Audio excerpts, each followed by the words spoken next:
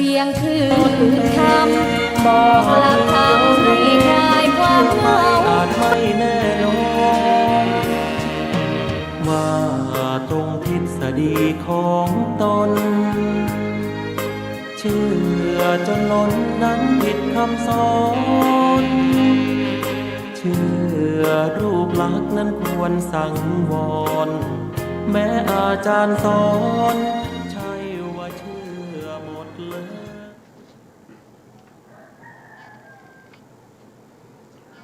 พุทธังสรณังคัจฉามิธัมมังสรณังคัจฉามิสังฆังสรณังคัจฉามิกราบนมัสการพระมหาเถระพระสังฆาธิการพระเถรานุเถระสวัสดีท่านผู้ฟังและผู้ชมทุกท่านที่ติดตามในรายการศึกษาพระสัทธรรมเพื่อการพ้นทุกข์ครั้งนี้เป็นครั้งที่ 8 ในเรื่องของสามัญญผลสูตรซึ่งนำมาจากทีฆนิกายศีลขันธวรรค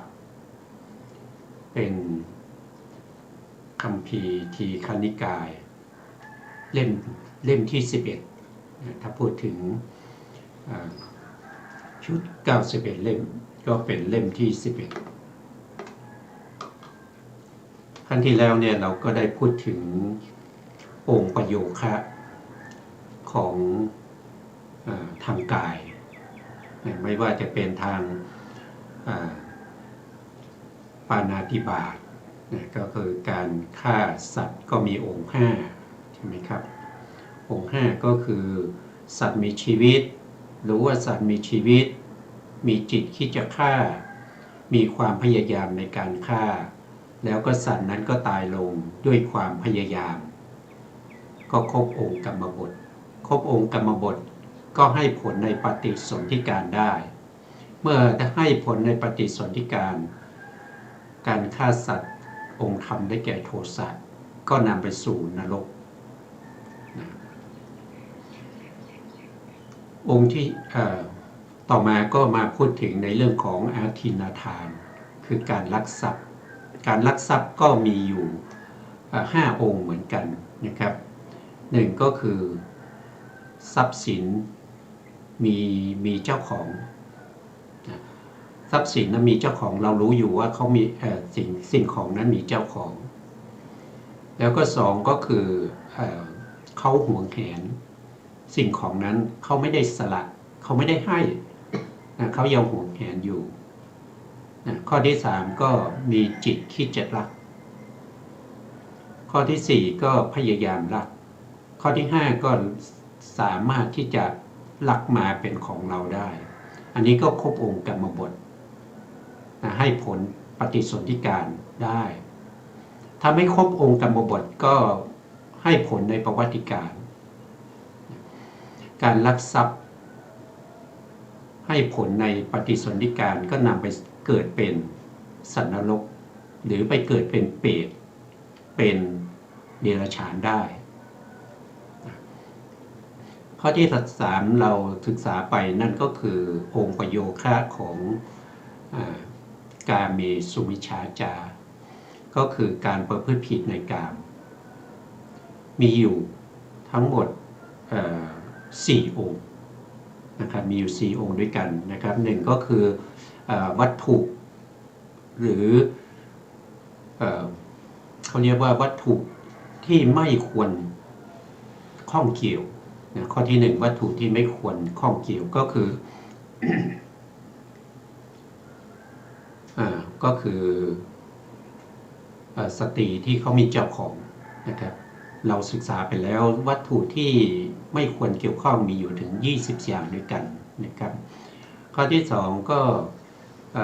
มีจิตคิดจะเสพข้อที่3ก็มีความพยายามในการเสพข้อที่4ก็มีความพอใจในการประกอบมรรคซึ่งกันและกันอันนี้ถ้าก็มีองค์4ครบองค์4ให้ผลในปฏิสนธิการก็นำไปเกิดในนรกถ้าไม่ครบองค์ก็ให้ ผลในประวัติการคือหลังจากเกิดแล้ว อันนั้นคือที่เราศึกษาไปนะครับเราทำไมศึกษาก็เพราะว่าพระพุทธองค์พูดถึงในสามัญญผลสูตรพระพุทธองค์พูดถึงในเรื่องของศีลนะครับแต่ศีลเนี่ยพระพุทธองค์เริ่มที่จุลศีลในจุลศีลก็มีทั้งศีลห้าศีลแปดนะแล้วก็มีศีลอื่นๆเพิ่มเติมเข้ามานะครับเราก็มาดูองค์ประโยคะนะครับหรือว่าองค์กรรมบทของจุลศีลเหล่านี้ว่ามีอะไรบ้างนะครับก็ยังมีอยู่อีกหลายข้อนะครับวันนี้ก็อาจารย์กันดานะครับท่านจะเป็นผู้มาสาธยายต่อจากครั้งที่แล้วในเรื่องขององค์ประโยคะของมุสาวาทนะครับของมุสาวาทเราก็จะไปต่อจากครั้งที่แล้วนะครับครั้งที่แล้วนะก็เรียนเชิญอาจารย์กันดาครับสวัสดีค่ะการกล่าวมุสาวาทนี่ก็เป็นการใช้วาจาเป็นส่วนมากนะคะฉะนั้นจึงได้ชื่อว่ามุสาวาทแต่โดยใช้อวัยวะส่วนใดส่วนหนึ่งของร่างกายไม่เกี่ยวกับวาจาก็ได้ชื่อว่ามุสาวาทเช่นเดียวกันข้อตัดสินที่จะให้รู้ได้ว่าผู้ที่กล่าววาจาสำเร็จเป็นมุสาวาทหรือไม่นั้นต้องตัดสินด้วยองค์ประกอบ4อย่างถ้าการกล่าวนั้นครบ4องค์ก็สำเร็จเป็นมุสาวาทถ้าไม่ครบองค์4ก็ไม่จัดว่าเป็นมุสาวาทนะคะองค์แห่งมุสาวาท4อย่างคืออตัตถวัตถุคือสิ่งของหรือเรื่องราวที่ไม่จริงอย่างหนึ่ง 2. วิสังวาทนะจิตตตามีจิตจะมุสาอย่างหนึ่ง 3. ประโยโคคือพยายามมุสาด้วยกายหรือด้วยวาจาตามความประสงค์ของตนอย่างหนึ่ง 4. ตทัฏฐวิชานังคือผู้อื่นมีความเชื่อตามเนื้อความที่มุสานั้นในข้อมุสาวาทนี้แบ่งออกเป็น2ชนิดคือสำเร็จเป็นมุสาวาทแต่ไม่ล่วงกรรมบทอย่างหนึ่งสำเร็จเป็นมุสาวาทด้วย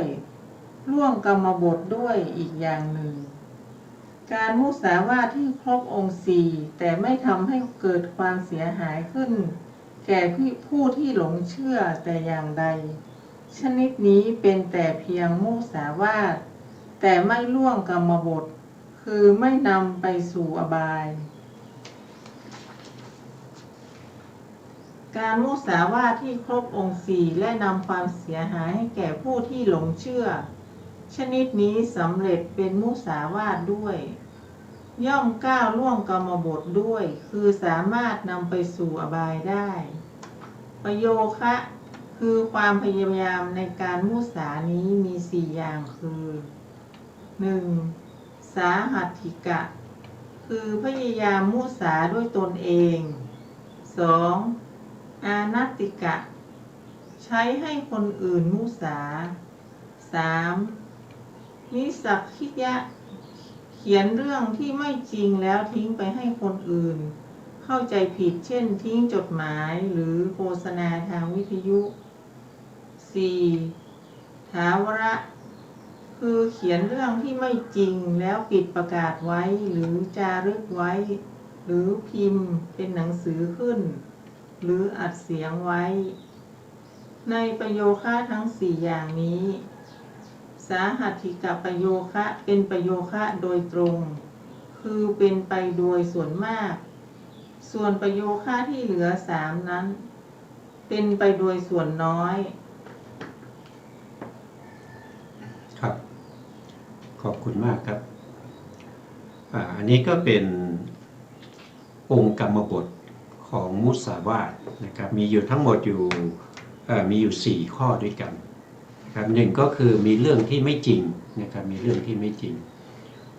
นะครับมีเรื่องที่ไม่จริงอย่างหนึ่งนะครับเรารู้อยู่แล้วว่าไม่จริงนะครับแล้วเรายังมีจิตที่จะพูดจะพูดให้เขา รู้ตามที่ไม่จริงนั้นนะอันนี้คือข้อที่2นะ3ก็คือมีความพยายาม ไม่ว่าจะพยายามด้วยวาจาหรือว่าพยายามด้วยกายนะครับแสดงอาการกิริยาท่าทางต่างๆเพื่อให้คนอื่นได้เข้าใจว่าเป็นไปตามที่เราแสดงเป็นไปตามที่เราพูดแต่จริงๆแล้วเราพูดไม่จริงแล้วก็แสดงในสิ่งที่ไม่จริงให้เขานะให้เขาเชื่อนะข้อที่4ก็คือเขาเชื่อในเนื้อความนั้นเขาเชื่อว่าเป็นจริงอย่างที่เรากล่าวเป็นจริงอย่างที่เราได้แสดงอย่างนี้ก็ครบองค์กรรมบทนะครับในการครบองค์กรรมบทเนี่ยก็จะมีคือท่านบอกว่านะครับการสำเร็จ